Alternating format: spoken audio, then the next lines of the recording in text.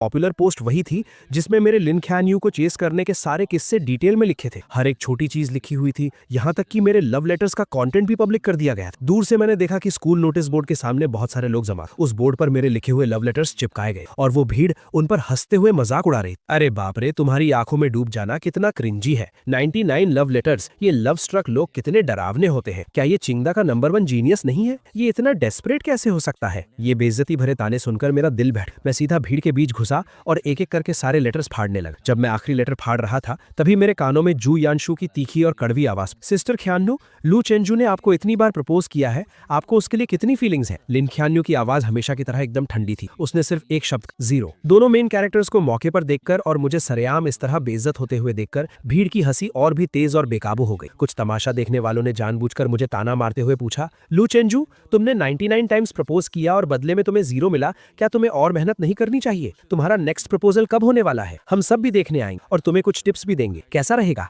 मैंने अपने हाथों में उन फटे हुए लव लेटर्स को कसकर पकड़ ली, इतनी जोर से कि मेरी उंगलियां सफेद पड़ गई। कुछ बातें मेरे होठों तक आईं और मैं कुछ बोलने ही वाला था, लेकिन चारों तरफ से मुझे घूरती उन नजरों को देखकर मैंने खुद को रोक लिया। मैंने अपने हाथों में उन लेटर्स को हवा में ऊंचा उठाया जैसे कोई बैटल फ्लैग लहरा रहा हो और जोर से अनाउंस, ठीक है, 100वां प्रपोजल स्कूल के सेंट्रल स्क्वायर में 3 दिसंबर की सुबह 9 बजे। पूरे स्कूल के स्टूडेंट्स अपने दोस्तों के साथ इसे देखने के लिए इन्वाइटेड है। ये कहने के बाद मैंने परवाह नहीं की कि वहां खड़े लोग क्या रिएक्शन दे रहे हैं। मैं अपना सिर ऊंचा करके पूरे कॉन्फिडेंस के साथ वहां से चला गया। उस सुबह मैं अपनी क्लासेस में नहीं गया। मैं वापस घर आ गया और मैंने अपने पास रखे उन सभी लव लेटर्स को एक एक करके फाड़ा, उन्हें जलाकर राख कर दिया और फिर फ्लश कर दिया। वीकेंड पर एक क्लब जो काफी टाइम से इनएक्टिव था, उसने अचानक मीटअप का मैसेज भेजा। मुझे वैसे भी अपनी क्लब रेजिग्नेशन एप्लीकेशन देनी थी, तो मैं वहां चला गया। लेकिन जैसे ही मैंने दरवाजा खोला, मैंने देखा कि लिन ख्यान यू, जो कभी इन इवेंट्स में नहीं आती थी, वो भी आज हैरानी से वहां मौजूद। मैंने उसे इग्नोर किया और सीधा कॉर्नर में जाकर बैठ गया। मुझे देखते ही जू यानशु के कुछ दोस्तों ने नाटक शुरू कर, ख्यान यू यहाँ आने के लिए कैसे मान गई? बेशक इसीलिए क्योंकि यानशु को पार्टी करना पसंद है। सब जानते हैं कि हमारी स्कूल ब्यूटी सिर्फ यानशु की बात मानती। मुझे उनके इन सस्ते नाटकों में कोई इंटरेस्ट नहीं, इसलिए मैंने बस कुछ ऑरेंजेस लिए और उन्हें छील कर खाने। जब सब लोग जमा हो गए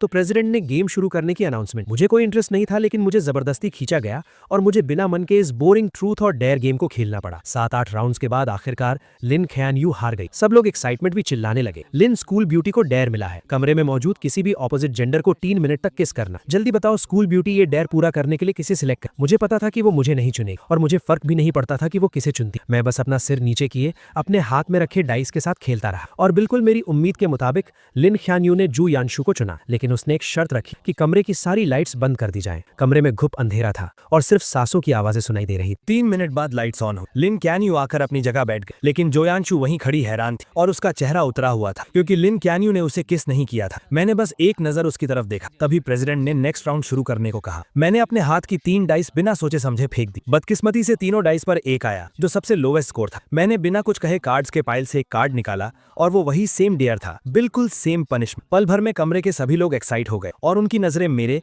लिन ख्यान यू और जो यानशु के बीच घूमने लगी। मैंने ऐसे प्रिटेंड किया जैसे मैं कुछ देख ही नहीं रहा। मैंने गेम का पॉइंटर घुमा दिया और वो मेरे सामने बैठी एक जूनियर गर्ल पर जाकर रुका। सबको लगा कि मैं पीछे हटने वाला हूँ। मैंने उस जूनियर से कहा, सॉरी, तुम्हें थोड़ी परेशानी होगी। वो जूनियर एकदम कंफ्यूज थी और बस खड़ी होने ही वाली थी कि अचानक लिन ख्यान यू झटके से खड़ी हुई और उसने अपनी चेयर को लात मारकर गिरा दी। जब किसी को समझ नहीं आ रहा था कि क्या हुआ, उसने ठंडे स्वर में बात काटते हुए कहा, बहुत देर से खेल रहे हैं, मैं थक गई हूँ, अब ब्रेक का टाइम है ना? उसके रूममेट्स भी हाँ में हाँ मिलाने लगे, तो प्रेसिडेंट को मजबूरन पनिशमेंट को होल्ड पर रखना पड़ा। ब्रेक के दौरान कुछ लड़कियों ने कहा कि उन्हें भूख लगी। रूममेट्स तुरंत कमरे के लड़कों को नीचे खाने पीने का सामान लाने के लिए ले गए और उन्हें गए हुए 20 मिनट हो गए। उन्हें वापस आता ना देख प्रेसिडेंट और वेट नहीं करना चाहता था, इसलिए उसने गेम कंटिन्यू करने की अनाउंसमेंट की। मैंने अपना फोन नीचे रखा और चारों तरफ देखा, तब मुझे पता चला कि वो जूनियर वहां नहीं थी। सच कहूं तो लिन ख्यान यू को छोड़कर वहां कोई भी लड़की नहीं थी। मुझे गैस करने की जरूरत नहीं थी, मुझे पता था कि ये लिन ख्यान यू ने जानबूझकर किया है, लेकिन मैं उसके प्लान को सक्सेसफुल नहीं होने देना चाहता था। इसलिए मैंने अपने सामने रखा 500 ml का ग्लास उठाया